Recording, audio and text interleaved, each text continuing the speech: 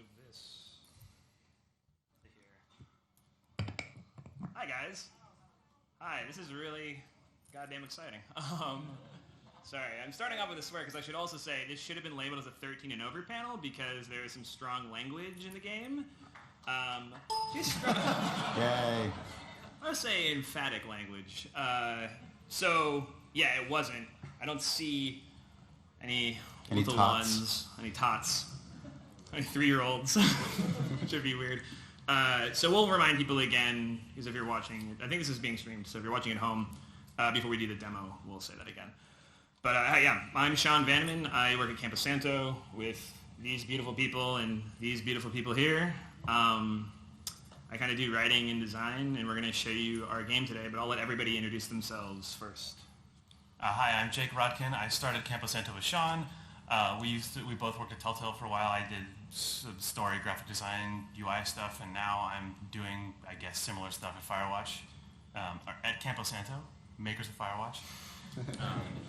Hi, I'm James Benson. I'm the animator at Campo. I worked on Fable 3, Project Milo. Yes. Yeah, you did. Yeah. Classic. Best Didn't experience even of my get life. to the next line of the resume. Just like, done. And I worked on Ori and the Blind Forest. And now I'm working on Firewatch, and it's amazing. It's great. If you haven't seen Ori yet, it's on the floor, and it's a 2D game that James did the animation for, and it's absolutely beautiful. Yeah, it's at the really, Xbox you should booth. really go check it out. It's awesome. It's probably my Thank you, favorite game of the Sean. show.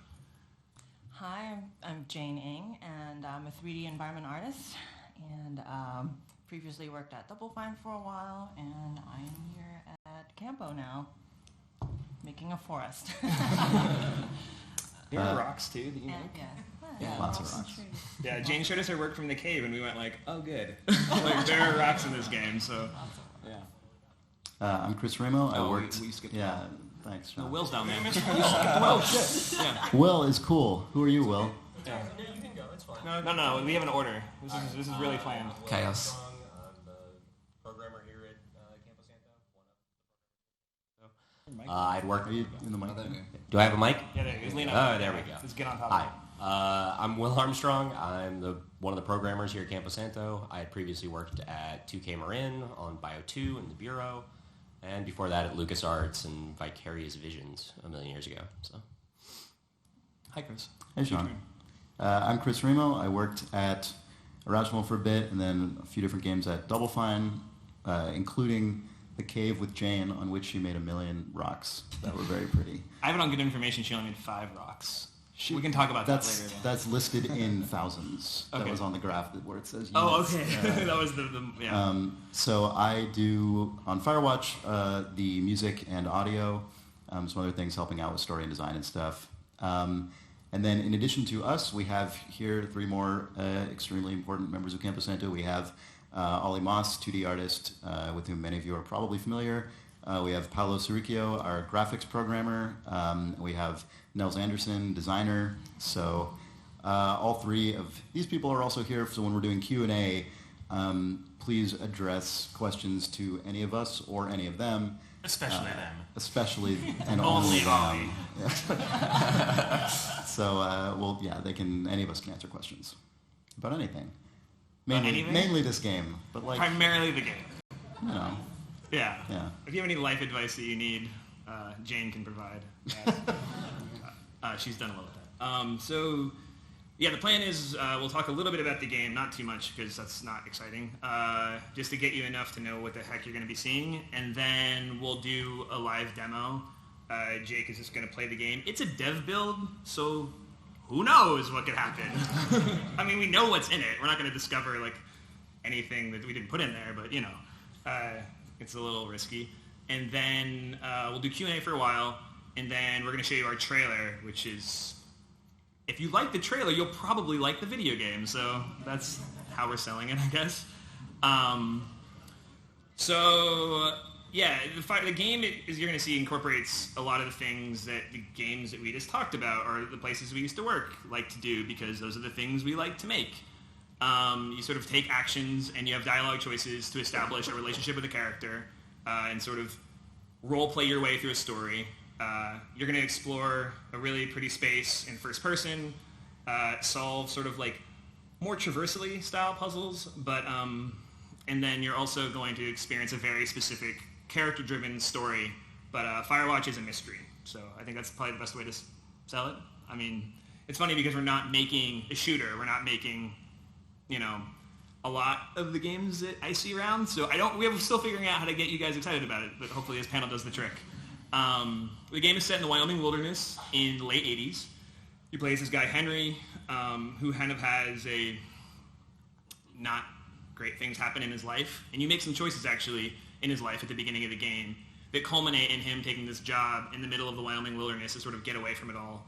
And he is a fire lookout tower worker, which is you sit in a room all day and look at stuff. But you won't be doing that in the game, because on your first day, some sort of unexpected things happen. You have to go out and investigate them, and then that starts to snowball into a greater mystery over the course of this entire summer. And you're in isolation, so you build this relationship with your supervisor the entire time. You'll see in the game's mechanics how that works, but you're looking at things and exploring and talking to another person. So I think we can probably... We should talk about just where the demo's going to open. Oh, yeah. So the demo opens on his first full day on the job, but not the beginning of the game. Like I said, you make some choices about his life in the very beginning, then you sort of experience the hike in and getting to this place, and then you wake up on the morning of your first day, but you kind of slept in, so it's the early evening, and this is your, okay, I'm here and I'm ready to do this now. But you probably have played the game by this time for 5 to 10 minutes by the time we get to the part in the demo. Yeah, so your boss wakes you up at the beginning of your first day, but you've already talked to her the night before in the game. Yeah. Just a little bit. I think that's right. Yes. It must be. Whatever. So, that's what happens, probably. let's just play it, I suppose. Yeah. Cool. Oh, God. Just, Real thing. it's fun. Yeah.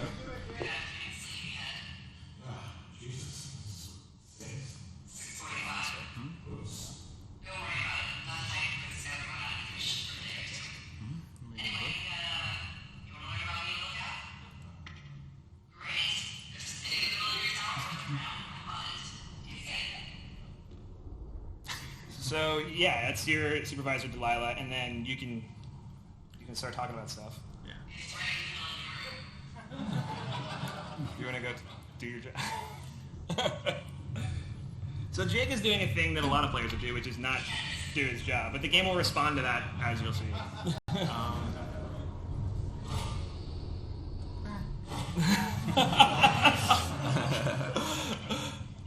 Whatever.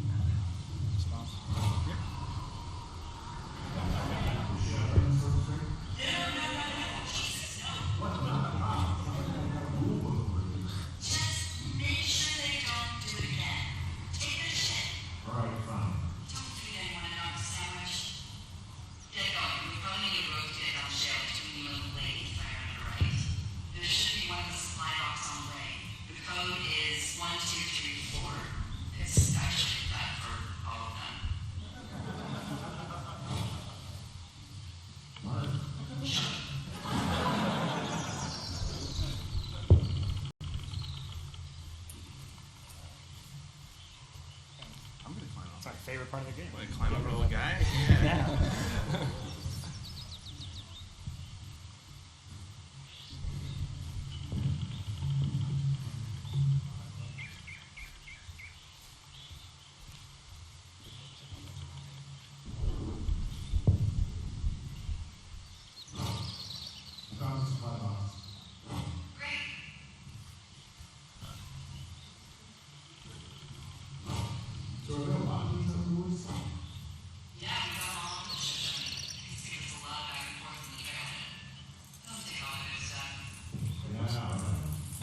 Did you forget the? Oh, I see. Yeah, why not?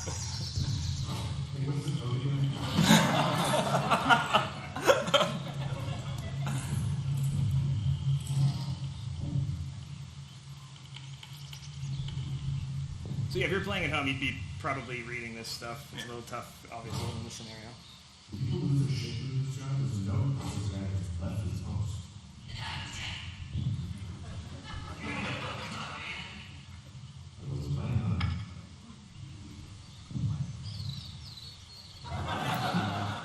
You say, why is there an antler? What a good.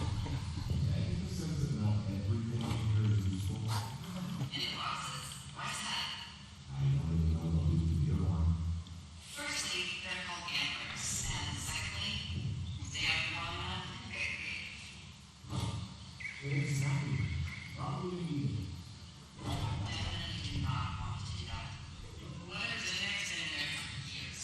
Not to be food poisoning.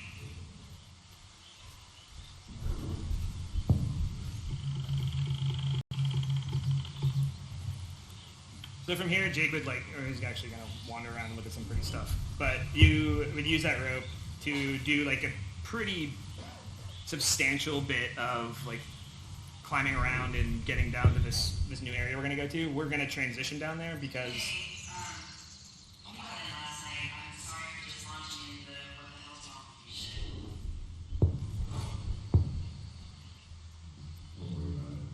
I do. It was late and I was punchy. I feel that. Got started off on the wrong foot and, I want you to really talk. It's important. The isolation does. You think you'll take to it? Being out here?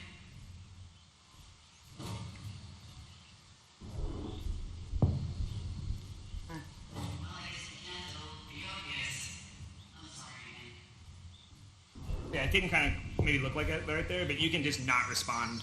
It's totally valid, and she'll just keep track of that, and that'll be part of your relationship. Goddamn fire. Crack me.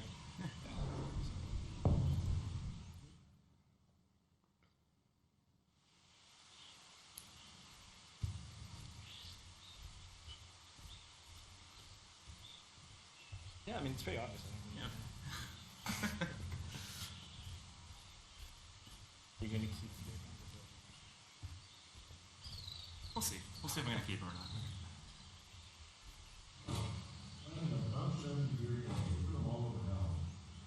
It is down the lake.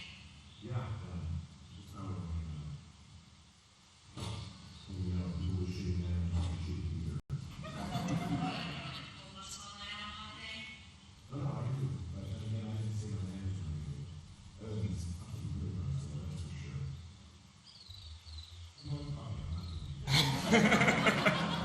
I knew it.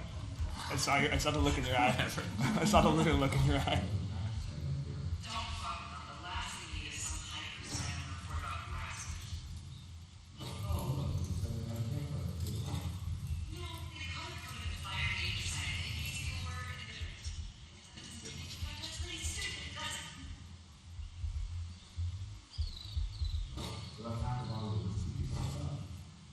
Drunk pyromaniacs. Keep this. Am I gonna hold on to that?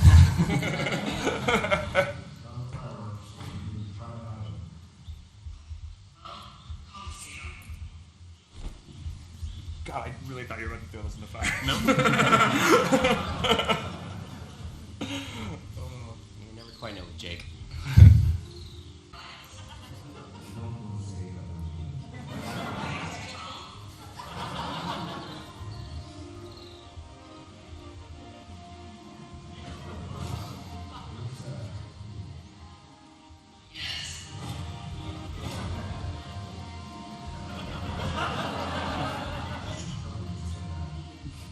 You should probably tell me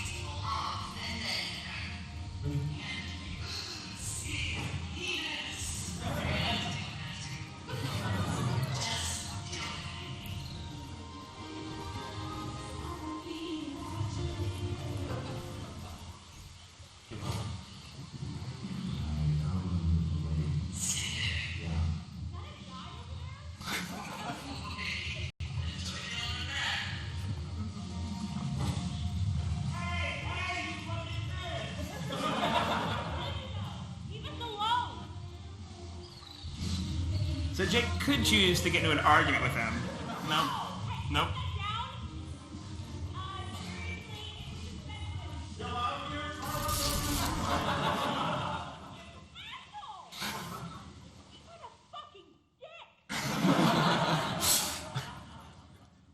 Yeah, I could have like argued with them or said You could have something been nice. nice. I could have been nice. Yeah. Oh yeah, so I guess this is Jake would have spent quite a while climbing back up to the tower. He wouldn't have been able to get back up the way he came down for various reasons you'd see if you were playing the game. But this is, obviously a couple hours later. It's in the evening. He's getting back to the tower after this ridiculous experience he just had. That's where we are now. Yeah. Delilah would have called you and asked how it went. How it went, and like, oh. You could have said whatever you wanted to say about that. Said it was fine. She doesn't know.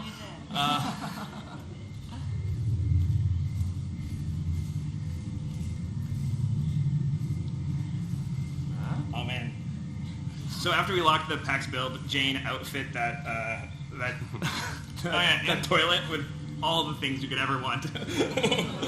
Yeah, in the build we have back at the office, you can stock it with toilet paper and reading material if you want, but But you would have to do it. The yeah, door do it works. yourself. It's a player choice.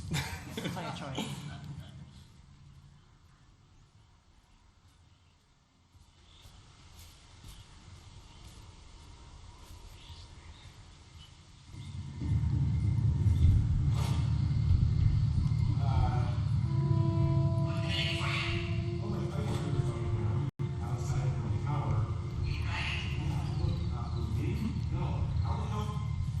You should get inside.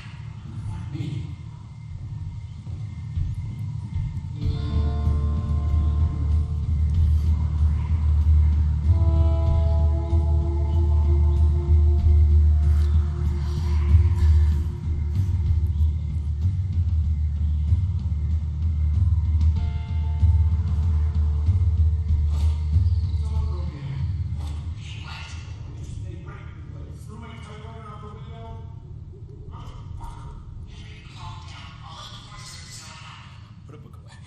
Clean up a little bit. That's good. No. Oh, well, maybe I won't do it. He doesn't want to today. Okay, I made a call.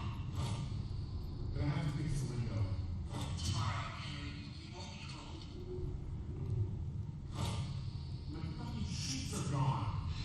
I'm sorry, it's so shitty.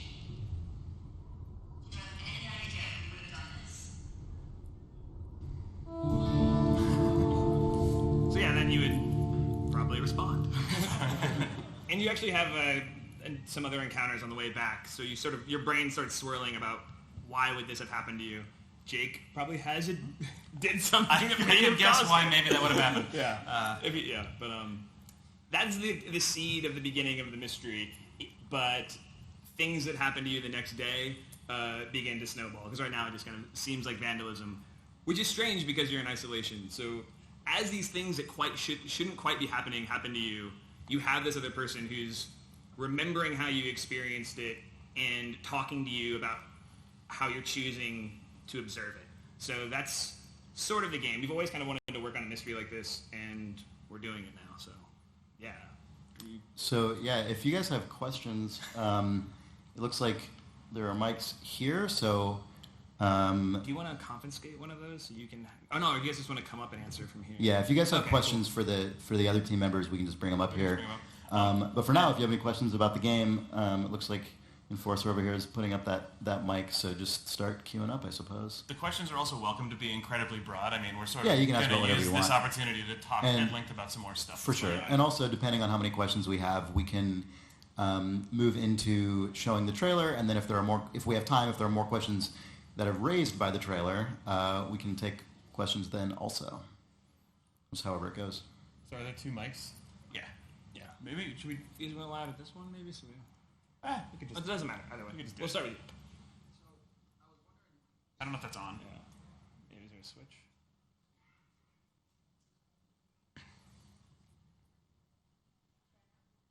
Right now, yeah, give it a go. Nope. can hear. There we go. Yeah. All right. We can hit with the spoon can. Oh, there you go. So I was wondering how you balance like the environment that is very open and go anywhere and do anything with the writing, which seems to be a little more linear, kind of. We expect them to do this and then to do this. Like, was there a lot of back and forth on the level design, like trying to direct players in certain directions? I'll jump in and then you can jump in too, I guess. Yeah. I'm actually trying to do less of that. Like Jake played it through in like the way that we sort of thought would be cool for the demo. But the goal of the game with the dialogue and the way we kind of built our event system from the ground up is to just say yes to the player as much as possible. Like you don't have to have that conversation with Delilah before you go out to deal with the campers. You can walk right by the campers and just not deal with them. You can just take their stereo and keep going. So the goal is to like just, I'm friends with like Greg Kasavin at Supergiant, and we talk about this a lot. And I just was really taken by Bastion when the first time I played it and how responsive a lot of that stuff was. And like, how did you get to the point where the game just felt like, oh yeah, it's cool to run through this environment and the game is responding to me? It's like, we just watched people play a lot. So we lay out the environments in a way that we think is design-wise very interesting and like prescribes to good level design, and then we watch each other play it and let other people play it, and then just try to generate dialogue content and possibility space for things that people want to do. So I think the game, it's one of those games where it probably doesn't feel linear when you're playing it as it does when we're watching it in a panel environment. Does that make sense, Chris? Yeah, totally. Although I'm going to point out one small thing, which is that we don't want to necessarily give people the impression that this is like an open world game in the vein of Skyrim or a GTA or something like that. It's definitely still, this is a game with a very strong narrative focus, but we want the player to like exist in the possibility of that narrative, like the possibility space of that narrative, in a way that is going to feel like they're expressing intent as well as like just their own reactions to all the weird shit that's going on or the things that they do or whatever. And so, but it's not the kind of game where you're going to be like, go anywhere, do anything. Like, it's not, we don't want to sell it as something that it's not. I think Sean framing it as a mystery story or just as a mystery in general is good though, because it being a mystery, at a certain point, you're not going to be able to advance and uncover new things until you actually find the piece of the mystery that you need to find that actually gives you the information to move forward. But at the same time, we want you to be able to be wrong and go places that you don't have to be, and do things in those places. But I think the way we're thinking about it is, as long as the player knows, like as long as they have a sense of what they should be doing and where they should be going, like, and they can recall that at any point reasonably clearly, it's okay for them to sort of go off book and wander around and do their own, like, make a strange stack of books off in the middle of nowhere, or whatever you want to do. Carry a book all the way out to the lake and throw it in the lake. I don't know, as why long as, not? But it's also fun to give rewards for that stuff. So we're to a point now in development where like Jane we were saying, like outfit the toilet with accoutrements, and you can like stock it with toilet paper and things like this. I think like, and it's like, oh, what if you called Delilah from in there? What if you called her from in there and didn't have any toilet paper? It's like, oh, perfect. So like then I gotta go right there. Obviously that's not part of the mystery story, but responding to that player action is toilet paper go? Yeah, it's really important. And just a really basic nuts and bolts design thing. Had Jake turned around before he walked into there's that, we call it Pride Rock, that one like really nice rock by the campsite there. Had Jake turned around, there would have been a cliff and then a whole lot of nothing. But that you would have used repelling equipment to get down to a new area. So the game would unlock very traditionally in a way that, if you play Arkham Asylum or something like that, where it's like, oh, I have the thing to go to the new place now. So we are getting the game a little bit like that. Yeah. But this game got way bigger when we built the first loop of it than we, like, wow, there's like a lot of game here. So we'll keep building those loops and figuring out ways to gate them in ways that's not dissatisfying. Yeah, we're finding the line between when you just have to gate an area because it would be narratively and design-wise impossible to just make it not fun have for a gated, you. right? Yeah. And then, but also all the times that we've spent like literally hours sitting down, just being like, well, what if the player does just do this anyway? How can it be cool? Like, how can it not break the game? How can it still allow the player to continue without it feeling like they're, like in a kind of buggy mess? Like that is, I would say probably recently anyway, the biggest design challenge that we have to keep thinking of when we're planning this, because the longer you go in a narrative game like this, like the more things can have happened before it. You know, Right. by the Well, time they can't even be here because at this point, this thing in Yeah. the story has to happen, and then to be like, well, what if they did? Can we yeah, still exactly. make that a good Like, story? what if on day one you went over to this place that like probably most players are not going to go until day 3?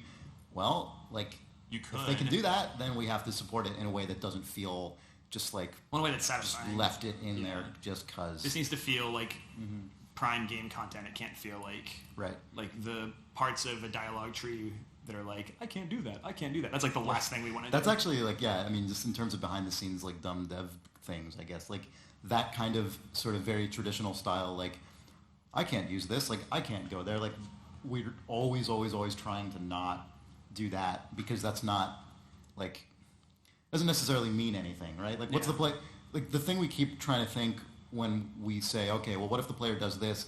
Is like, what is the player actually intending to express in doing that? And is there a way we can like reflect that back in a way that's funny or interesting or cool or surprising that still speaks to their intent with, you know, without just saying this is a game where you can literally do anything and like every single thing has to be built out like blah.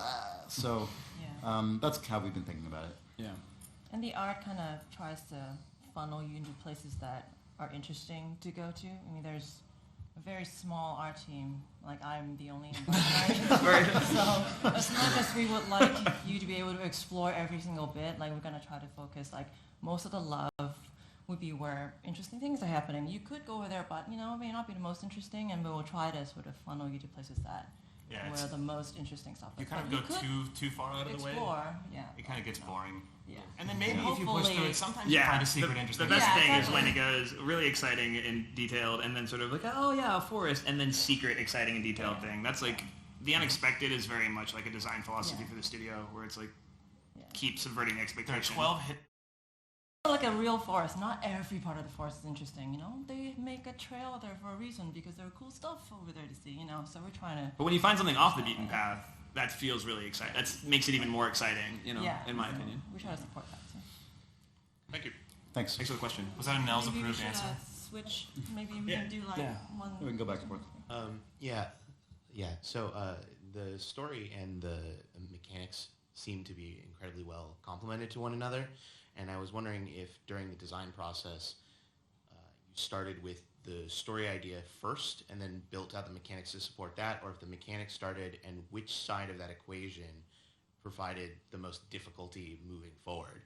I feel like it's kind of been an evolutionary process where we started off with a story and mechanics that are not in the details either of what we're actually building at this point. I mean, we sort of there was some like way more puzzly versions of this, and there were some very different stories that were about a very different person, and they've sort of pretty quickly in the first couple months stacked up to be about what they are at this point, I think.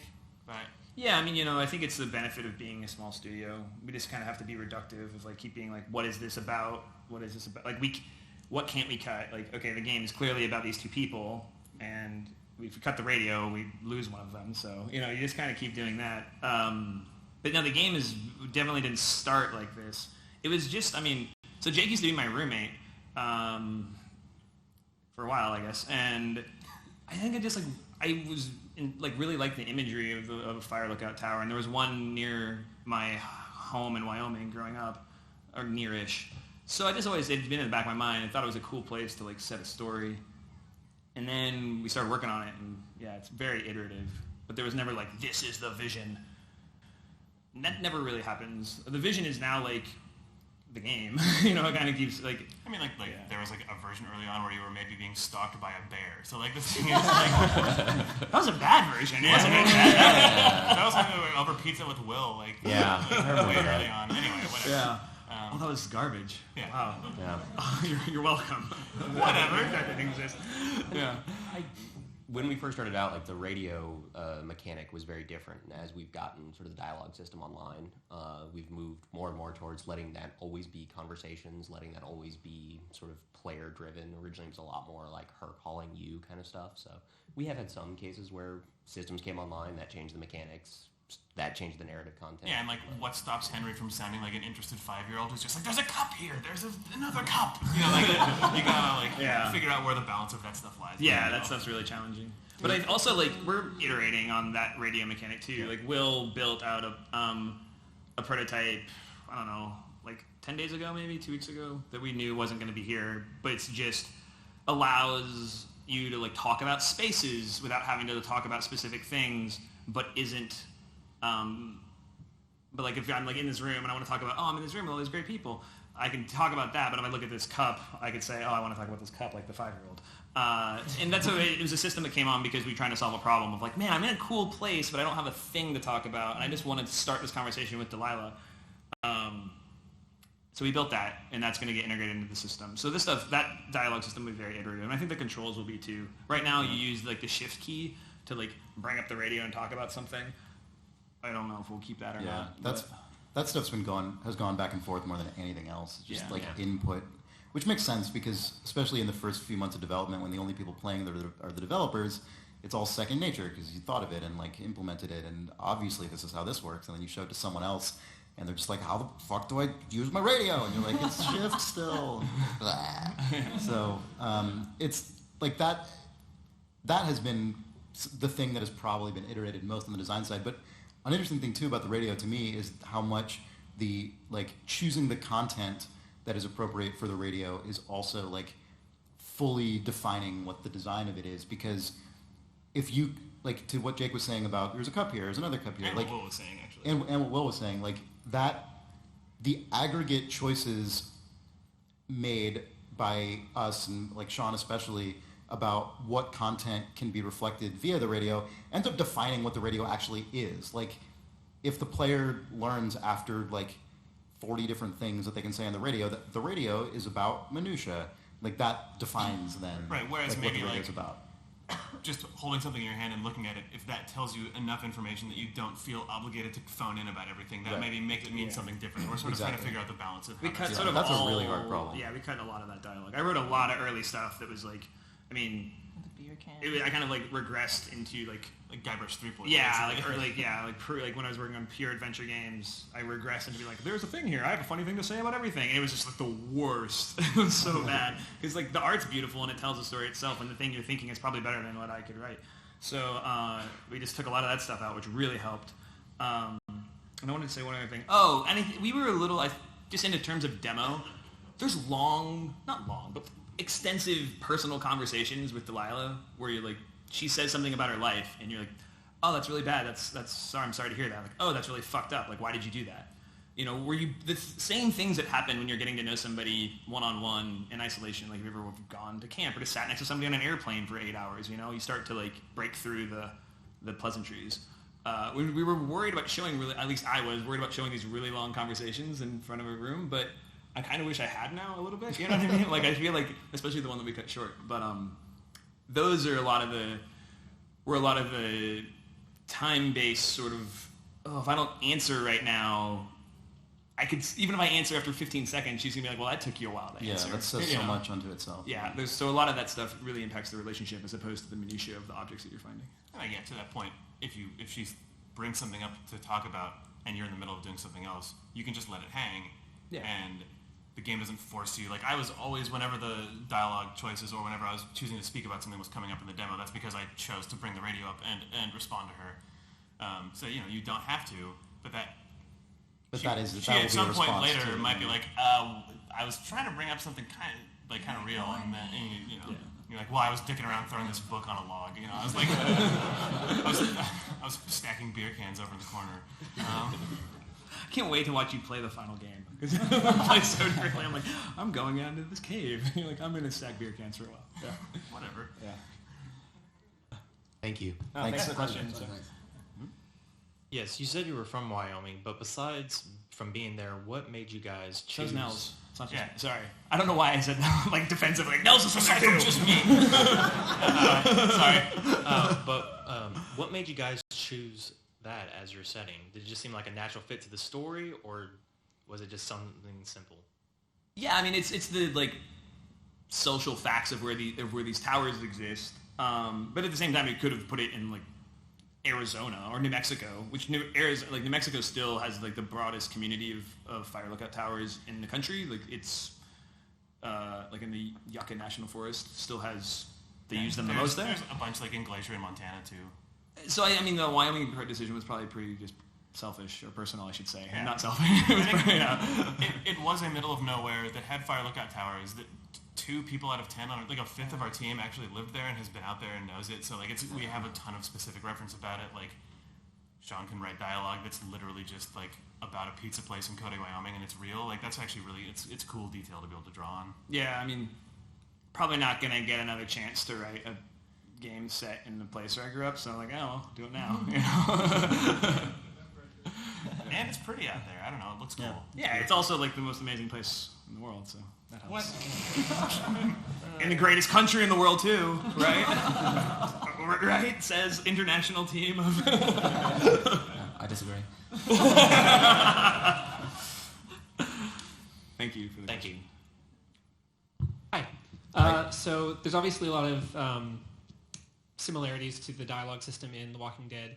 And I was wondering, with the character of Henry, is he more of a directly authored character like Lee is, or is he more of a blank slate like a Commander Shepard? And if it's the former, how would you describe the character? Yeah, it's definitely more of a authored character. And so, you know what, I was not going to save this, but I think I'll just say what you do. Should I just talk about the beginning? Okay, Jake says no. Yeah. Okay, but you get to know his life through gameplay. I'll say that much. Yeah, I think it's safe to say we'd like to give you a little more of a handle on who Henry is, but he's still a very specific authored person. Yeah. I think the way that we often think about this, I don't know, you correct me if I'm utterly wrong, but like right. So Henry is like a particular person, but like any one person has different like aspects of themselves, obviously. And when you see the choices of, for example, how you can respond to Delilah about a particular thing, like those choices ideally will reflect the different, like the range that exists within that guy's head. And so it's not so much that you're like creating Henry, it's that you are like guiding this particular Henry and like reflecting the parts of his personality that either strike you or that seem like authentic in a given moment or what have you. And so like by the end of the game, hopefully you can talk to someone else and talk about like what your Henry did, but like it's going to be essentially one character, but you're going to see maybe slightly he's not going to get like, I mean, like this is the example we always use, I guess, but he's not like going to get all veiny or something if you play the game a particular way. He's not going to grow horns. And, yeah. I mean, he might. Thank you very much. I don't think so. It's the real mystery. Yeah. Hello? Hi. Do you think that this game or this type of game, first-person type narrative type, would appeal to a wider audience than gamers? And if so, would it make sense to try other platforms like tablet? And if you did, would you sacrifice some core game mechanics to get it on there?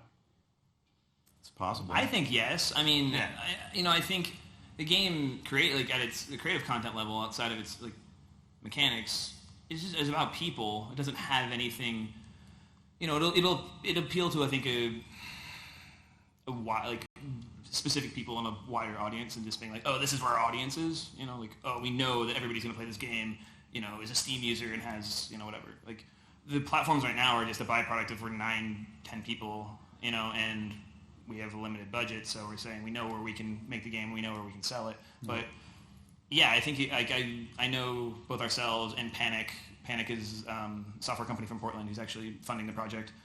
Really interested about maybe possibly doing something on tablet. We're not building it that way. We'd have to do a lot of work.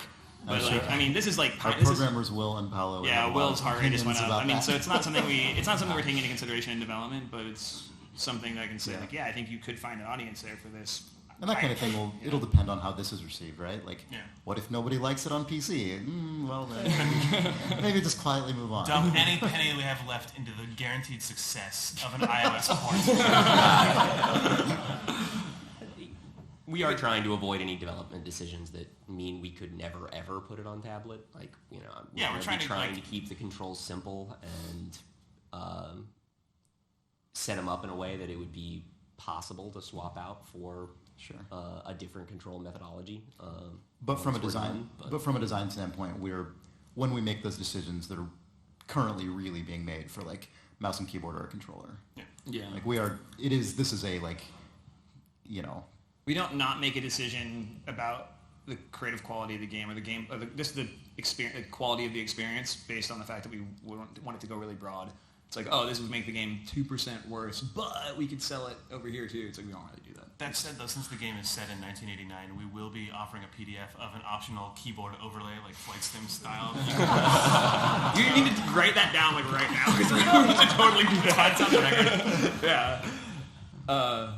Yeah, that's hopefully that helps answer your question. Great, thanks. Thank you. Thank you. Cool. Hello. Hi. So from knowing a little bit about some of the people that are in your group and having listened to a lot of Idle Thumbs, I thought the game that you might make would have a lot of kind of emergent gameplay and systems interacting with each other, Spelunky, Far Cry 2, this kind of stuff. Did you try and get any of that into the game earlier on, and did you have to cut it, or was it never even part of the plan? I would say it's been the opposite of that. I would say some of that stuff has started to emerge from watching people play the game and see what they actually try to do that we didn't anticipate, and then try and like reflect or kind of reward that in ways that are interesting. But yeah, this is not a sadly Far Cry 2 style, like just extravagant bonanza of emergent systems colliding. So yeah, and I think a lot of that is because we set out to tell a personal story about a specific character, and then all that stuff kind of will fall into the back. It's impossible to like once a grenade rolls down a hill and it ignites a forest fire that then, and meanwhile you're like talking about like your afternoon the day before. It's like it's there's a dissonance there. But at the same, it's something I just realized what Chris was talking about, it being the opposite, is that like in the demo, Jake throws that boombox into the lake.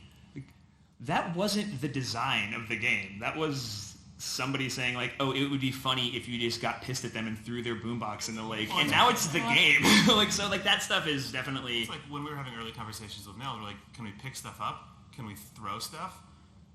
Okay, we've got these kids with this boombox. That means you can pick up the radio, you can throw it, and they're at a lake, which means there's a lake, which means you can pick up the boombox, throw it in the lake, and they're still there seeing you do it.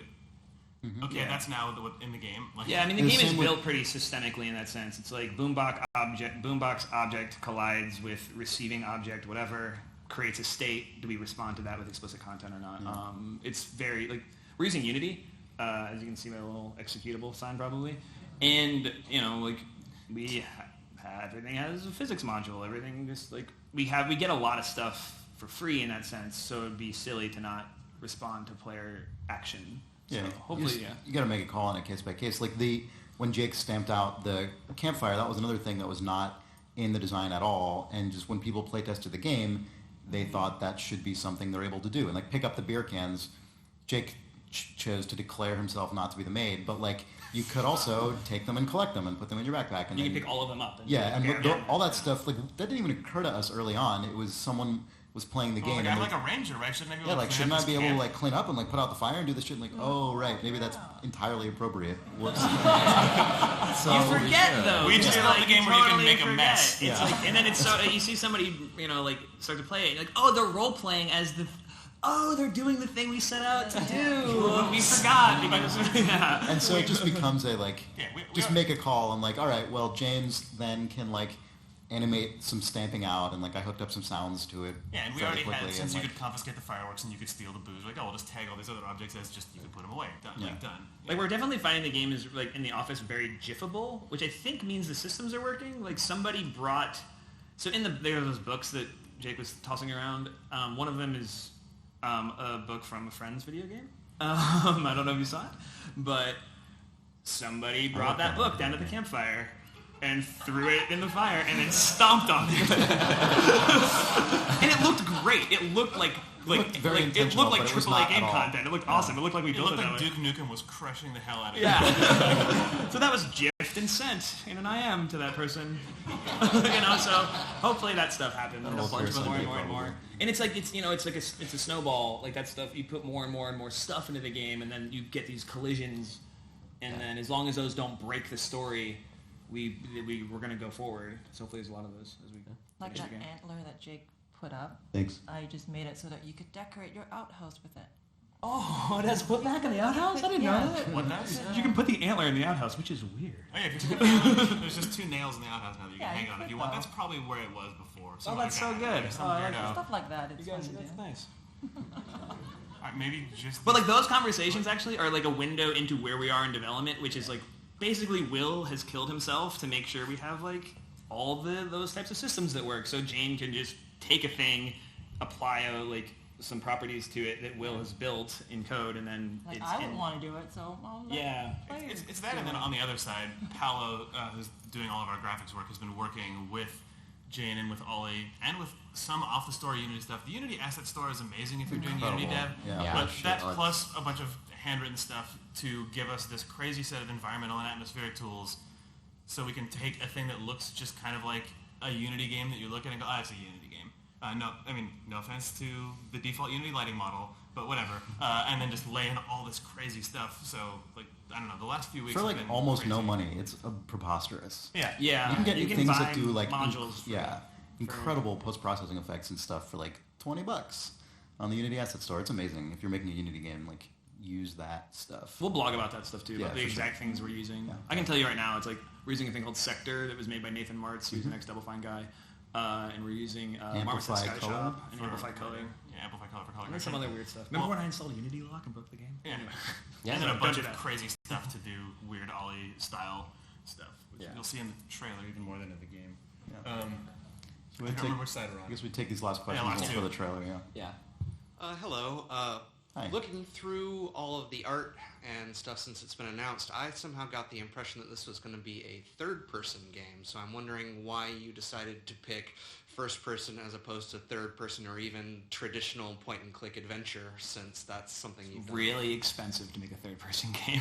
Yeah, It's incredibly. having a guy do all the things on screen that we want you to do in this game is expensive because your expectation. Once you see a guy like throw a rope off of a tie in carabiner and climb down it in a responsive way, you're like, this is not Nathan Drake, therefore it's bad. Like, and we're not gonna hit Nathan Drake. Also, there's a lot to be said for we're not gonna hit Nathan Drake. Not what I mean. You see anybody in Nathan Drake cosplay, Campo Santo. Also, We there's won't just, hurt them, there's just a lot of really fun expressive things you can do in first person. You can get down into the details of just where you choose to look means something in first person in a way that like swinging the camera around means something like cinematic in a third person game. Like you get a cool framing of like Nathan Drake and Nepal in the background. Whereas in a first person game, if someone's like, holy crap, look over there, you just go and you're looking over there and it's done. And like that there's meaning in very tiny movement. And that goes all the way down to like some of the like climbing stuff and the stuff with the lockbox that you were seeing. I also think this is maybe like a slightly indulgent thing to say, but like I think Go that on. I think that there's like a big difference between your relationship with the character in a third-person game like Uncharted and in a first-person game like this.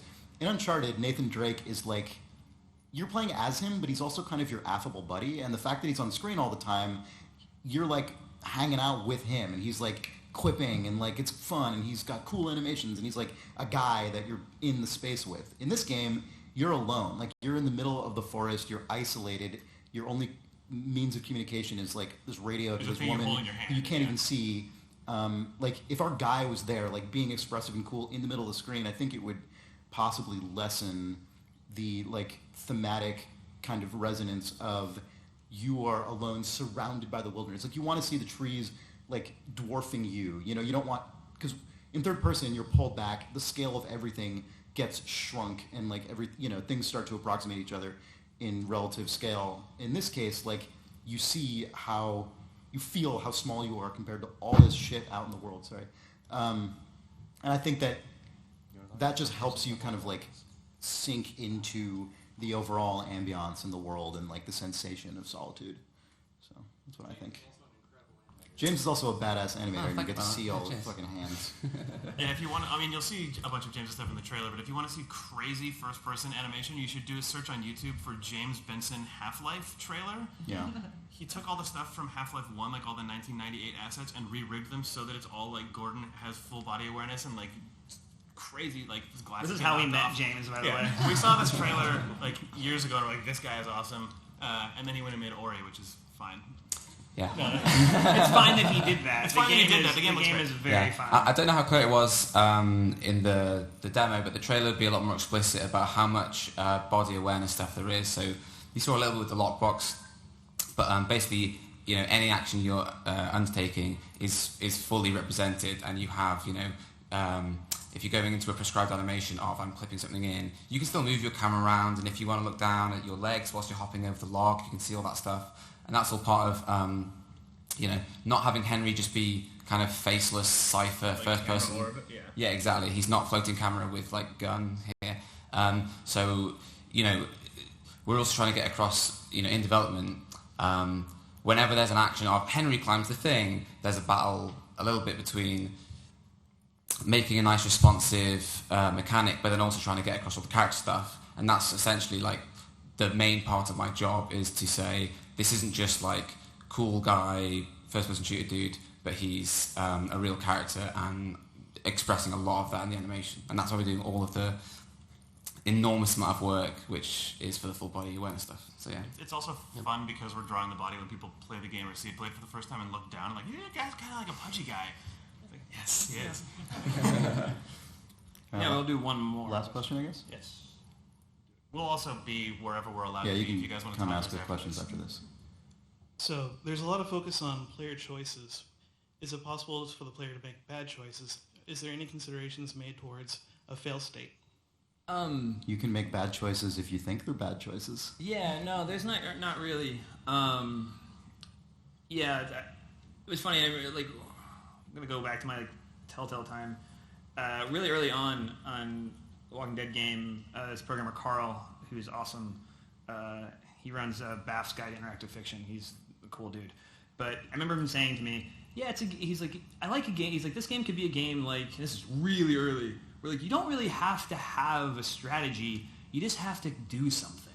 And I really liked that. And I really like your strategy is do something. And like I really thought that was like really. He said that. And I obviously didn't forget it because I'm talking about it now.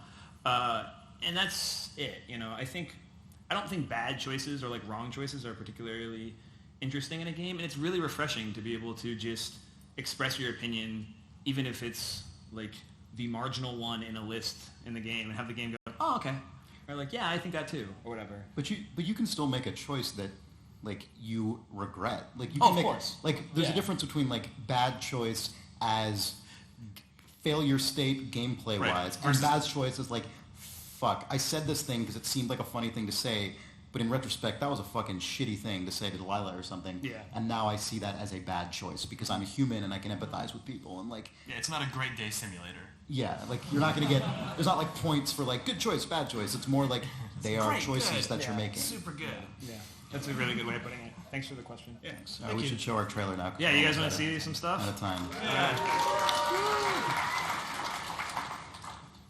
Right, we're going full pro here with Windows Media Player. So. Oh man, we're putting a lot of trust in old Windows Media Player. Come on, buddy. It's available also. It'll be up On our everywhere. site, etc.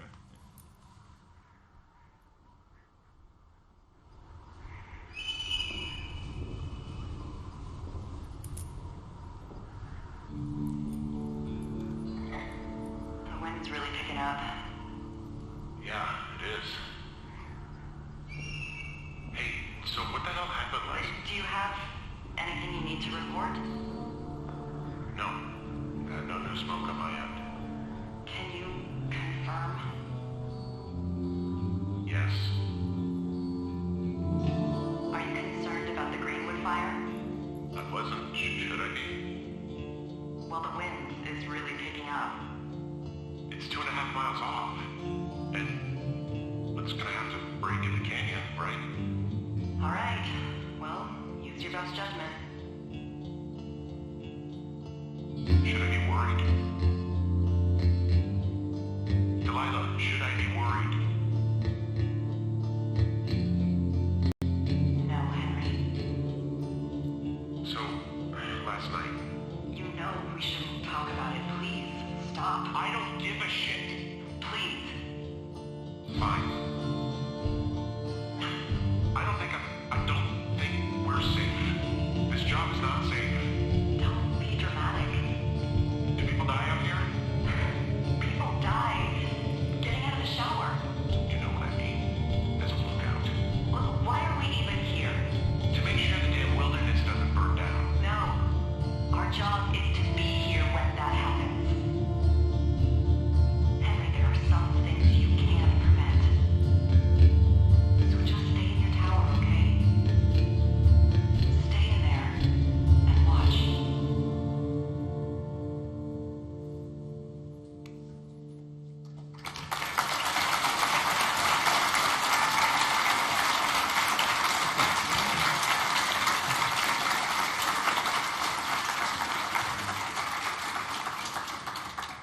So thanks, guys. Like seriously, like you're pretty much our family now because you're the first people to ever see anything or care about what we made. So we really appreciate it. Thank you so much. All of us, as well as the 3 people who weren't up here, will be out somewhere. If you guys Thanks, guys. Thanks a lot.